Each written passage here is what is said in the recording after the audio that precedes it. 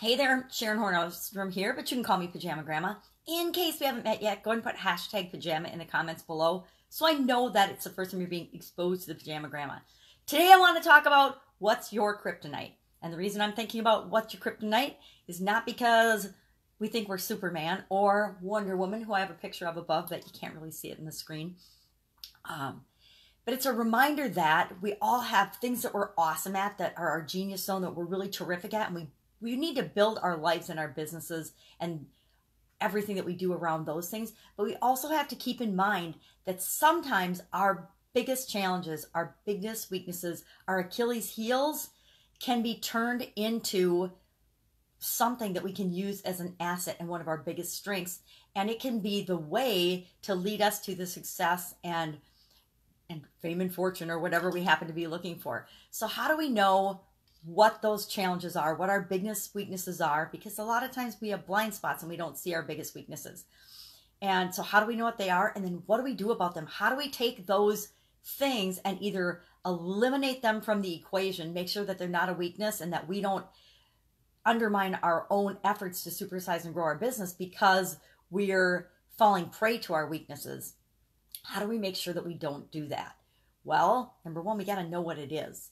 And I have always known, for example, I'm going to give you a personal example, that I have a terrible time asking for help. Somehow in my youth, I decided that I should be able to figure out everything myself. I should be able to do it all myself, and I shouldn't have to ever ask for help for anything. I mean, anything. And how I've always kind of known that, and but I haven't consciously been aware of it and how it was impacting my life and things that I'm trying to do in my life. And not only in my businesses, but in just my relationships with my family, my home life, my ability to manage certain things or have certain things that I do or don't want in my life. So how did I find out about it? Well, my sister and I were going somewhere the other day, and she's like, well, Dad always said this about you, about that you wait so long to ask for help that things get to a situation where it's hard for other people to help you because the situation will deteriorate or get to the point where it's difficult for other people to help you. So it would be really beneficial if you would ask for help sooner. And here's my personal example. I am physically moving locations out of my house, my home that I've lived in like 20 some odd years. And prior to that, I had lived in a couple homes, but I am a saver. I'm a chaotic, cluttering saver. I save everything, which is, again, another one of my faults. I save way too much stuff, and I don't need it. It becomes cluttered because look at my backdrop. I'm a cluttered person. I like a lot of things around me. I don't know where that exactly comes from, but I've always been that way. I've always been like a little, pack rat. My family called me a pack rat. So true. Again, so then how do you know what these things are and how they might be impacting your ability to grow and supersize your business? Well, if you don't know, ask people. But usually if we just think about it, we already know. I've known my whole life that I'm a pack rat and a cluttered person and that I like to save things. I've known that, but I haven't ever thought through, well, how is that impacting me in other areas of my life? How is that impacting how I make decisions? Well, guess what? If I'm living in a cluttered office, in a cluttered environment, my brain's probably pretty cluttered too. And if I can get as much done as I get done with my brain being cluttered and chaotic, imagine what I'm capable of if I declutter it and I'm not chaotic and I'm more process oriented, because I am on purpose very process oriented and very structured and very thought out and planning. But in my business life, but in my personal life, it's just like chaos everywhere.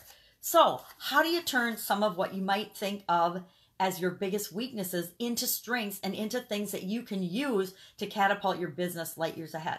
Well, let's think about some of those things. Mine, I just shared cluttering things, so I know that.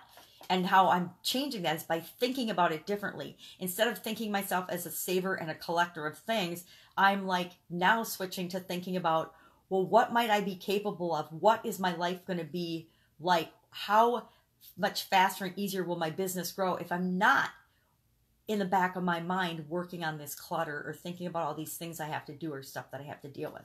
So say you're a person that doesn't think there's enough hours in the day. There's never enough time. You're running around like a chicken with your head cut off. What if you were to create a system for managing your time, prioritizing your time? And there's systems out there, but what if you made your own, one that works uniquely and especially for you? I guarantee other people could benefit from that too. So create your own, solve your own problem first, and then share the solution with other people. What if you are one of the people that thinks you have to do everything yourself? I've been guilty of that in the past. Become an expert delegator and teach and show other people how to delegate, or just be a master delegator in your own organization and see what an impact that has on your organization. What if you don't have enough resources? What if you don't think you have enough money or whatever resource it is that you think you need? Well, get resourceful. It's not about who already has enough money in their pocket to create something. It's about who can get the resources necessary to create what you want in the world. So figure out how to be resourceful and get resourceful, not just think it has to be resources that you already have. If the world had to run on resources that people already had, it would have come to a standstill and a stop long, long ago. It's all about finding the resources and putting those resources to work to create what you want. It's not about you personally having those resources. If we all had to know everything we needed to know before we knew it, we'd be screwed, right?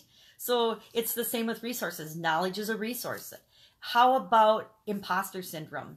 If you have imposter syndrome, just go out and do what it is that you want to do. Be who it is that you want to be. And then you're not an imposter. You're really being that. And so there is no imposter syndrome. Doing and taking action is the biggest counteracting thing to doubt, worry, fear, or anything else like that. Any limiting belief. And then how about if you've got like a huge ego and you're an asshole?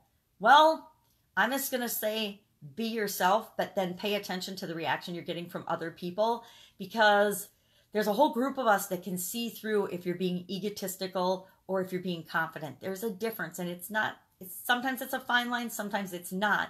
But my thoughts around that are always be yourself and be the example for other people. So what's your kryptonite? What's your Achilles heel? What is it that is about you that you either need to, buffer down and get help and support on, or turn into something that you can use to grow and supersize your business and give you a competitive advantage? That's what I'm thinking about today. Go out and make it a fantastic day. And I'll, of course, be with you tomorrow. Bye.